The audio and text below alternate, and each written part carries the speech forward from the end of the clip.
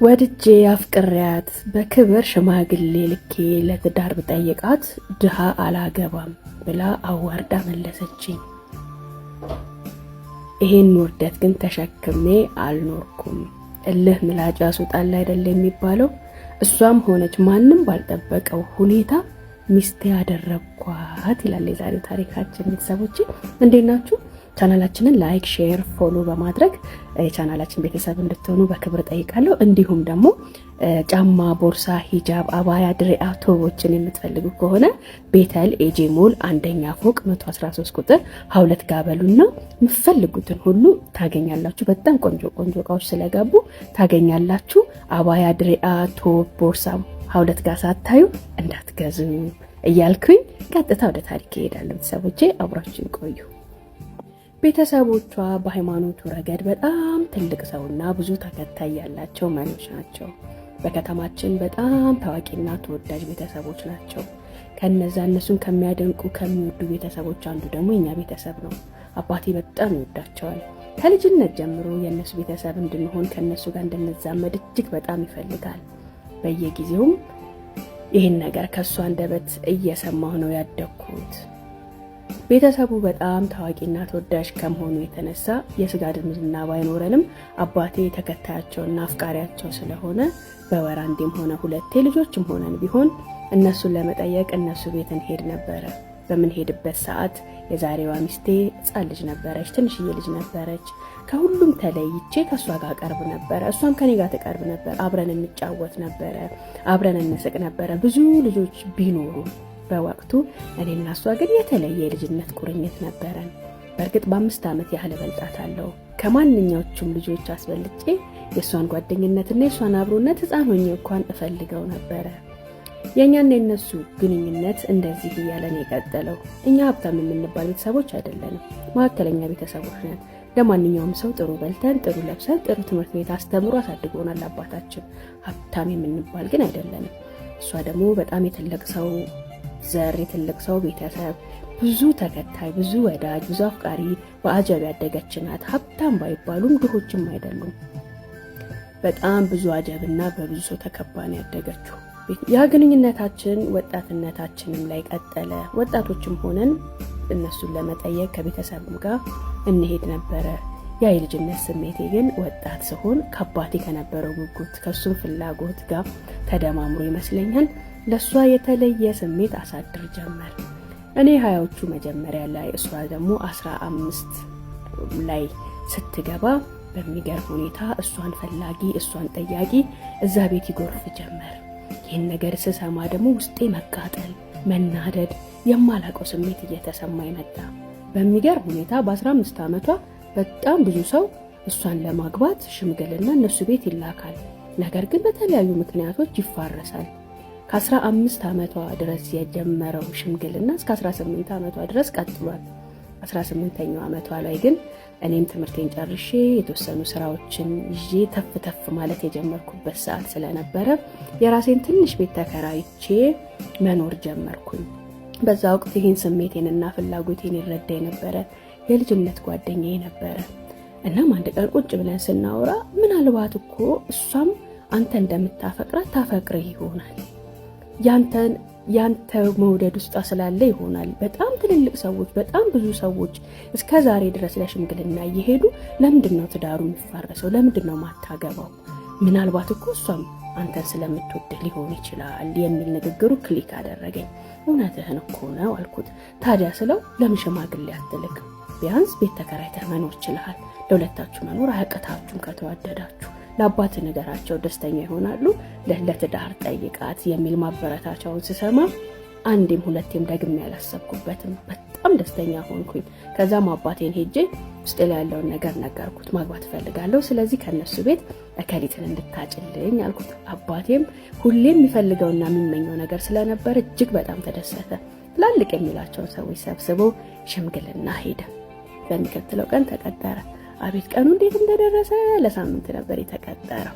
በሚገርምሽ ሁኔታ ግን በቀጠሮ ቀን ሲሄዱ ሁላችንን የሚያስደነገጠ ምላሽ ነበር የገጠመን።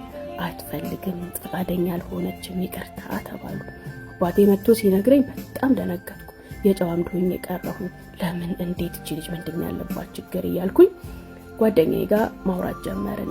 እንደዚህ ከሆነ ስትል ጓደኛዬ በጣም ተናደደ። ስለዚህ እኔ በግል ሄጄ ላናግራት፣ ያለውንም ነገር ልጠይቅና ልንገራት በሚል ሀሳብ ተስማማን። ጓደኛዬ ሄደ፣ ቁጭ አድርገው አዋራት። ሲያዋራት ግን ያልጠበቀውን ምላሽ ሰማ። ድሃ አላገባ ምን አለው? በምኑ ሊያስተዳድረኝ ነው? በጣም ከሱ የተሻሉ ሰዎች ህይወቴ ውስጥ መጥተው ነበር። በጣም የበለጠ የተሻለ ስለምፈልግ ነው እስካሁን እያፋረስኩ ያለሁት የሚል እንቅጩን ነገረችው። ከግራ ከቀኝ ፍን አድርጎ ሲይዛት ይህን የሰማው ጓደኛዬ እሱ ቢነግረኝ እንደማላምነው ስለተረዳ ደውሎ እኔ እንድሰማ አድርጎ ድጋሚ ጠየቃት። ድሃ ስለሆነ አላገባውም ነው ያልሽኝ የሚል ማረጋገጫን እንድትሰጠው ሲጠይቃት፣ አዎ ድሃ ነው አላገባውም፣ በእኔ ህይወት ውስጥ የተሻለ ሰው መምጣቱ ስለማይቀር ያን ሰው እየጠበቅኩ ነው ብላ በፌዝና በሳቅ ስትመልስለት በጆሮዬ ከስልኩ ውስጥ ጥልቅ አለ። እንደዛ ቀን ደንግጬ ውርደት፣ ታናሽነት፣ የበታችነት ስሜት ተሰምቶኝ አያውቅም። እልህም ያዘኝ። ሄጄ እንዳናግራት እንዳንቃትም ተሰማኝ። ያን ማድረግ ግን አልችልም። ከባድ የሆነ እልህ ውስጥና ንዴት ውስጥ ገባሁ። ጓደኛዬ መጣ፣ አስተዛዘረኝ። አብሽር እንዲቆርጥልህ ብዬ ነው በጆሮ እንድትሰማ ያደረኩ። እንደዚህ አይነት ሴት እንደውም አታስፈልግም። ገንዘብን የምትወድ ገንዘብን የምታስብ ሴት እንደውም አታስፈልግም። እንዲቆርጥልህ ብዬ ነው አለኝ። እሱ ማበረታቻ አልጠቀመኝም። ከዛ በኋላ ይበልጥ ስለሷ እያሰብኩ ይበልጥ ስለሷን እየፈለጉ ይበልጥ እሷን የማግኘት ጉጉትና እልህ ውስጥ ገባሁ። ነገር ግን ከዛ በላይ ድህነቴን አሸንፌ ማሳየት አለብኝ። እኔ በእርግጥ ድህነቴን እስካሸንፍ እሷ አትጠብቀኝም። ታገባለች፣ ትወልዳለች። እሷን የማግኘት ተስፋ የለም። ነገር ግን ቢያንስ እሷን እንዳላገኝ ያደረገኝን ያስናቀኝን ድህነት ማሸነፍ አለብኝ የሚል ከባድ እልህና ቁጣ ውስጥ ገባሁ። 2 ዓመቶቹን 3 ዓመቶችን እንዴት እንዳሳለፍኩ አላውቅም። በጣም በሚገርም ተመስጦና በሚገርም እልህ ሆኜ ስራዬ ላይ አተኮርኩኝ። አንድም ቀን ግን ረስቻት አላውቅም። ሁሌም ስለሷ ጠይቃለሁ። ሽማግሌዎች እንደሚመጡ አሁንም እየመለሰች እንደሆነ አብዛኛውን ሰው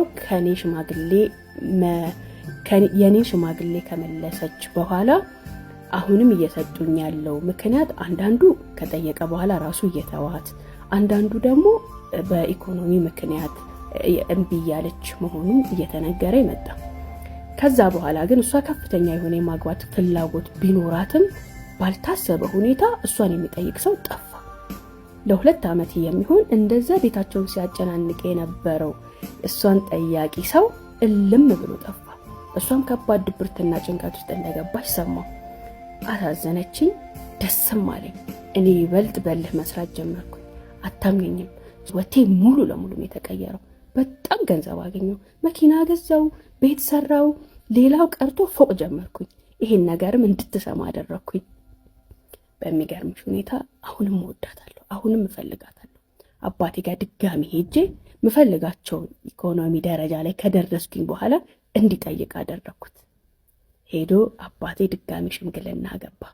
ወዲያው ነበር እሺ የተባለው።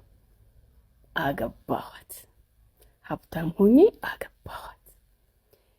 እንዳገባኋት አካባቢ ጓደኞቼ ልበቀላት፣ ላሸማቅቃት እንደነበር ያስቡ ነበር። እኔ ግን አንድም ቀን እንደዛ አይሰማኝም። ይበልጥ ፍቅሯ፣ ይበልጥ መውደዷ አገባብኝ። በጣም ተንከባከብኳት፣ ይበልጥ ወደድኳት፣ ይበልጥ ታሳዝነኝ ጀመር። ያደረገችውን ሁሉ ረሳሁላት። የሚገርምሽ ሁኔታ ላሳጥርልሽና ለ10 ዓመታት ልጅ በማጣት ተፈተንን። አንድም ቀን ተናግሬያት፣ አንድም ቀን አስከፍቻት እንዲሰማት አድርጊያት አላቅም። እሷ ግን በጣም ትሸማቀቅ ነበር፣ በጣም ትጨነቅ ነበር። በቃ ተወኝ፣ መጀመሪያም ግፌ ነው፣ መጀመሪያም ስራዬ ነው ትለኝ ነበር። እኔ ደግሞ ከልጅም ከምንም በላይ እሷን እንደምፈልጋት እነግራት ነበር። ይኸውልሽ የፈጣሪ ስራ። በመጨረሻ ግን በላይ በ3 ልጆች ከ10 ዓመት በኋላ ቤታችን ሞላ። ፍቅር ሁሌም ያሸንፋል። ፍቅር ታላቅ ነው። እሷን በማፍቀሬ ፍቅሬን ማሸነፍ የኔ በማድረጌ በጣም ደስተኛ ነኝ። አሁን የ3 ልጆች አባት ሆኛለሁኝ። አብረን በትልቅ ፍቅር እየኖርን ነው። ዙሪ ብዬ ሳስበው ግን እንኳንም ቢያልሽኝ፣ እንኳንም እልውስጥ ከተትሽኝ ህይወቴን አላሸንፍም ነበር እላለሁ።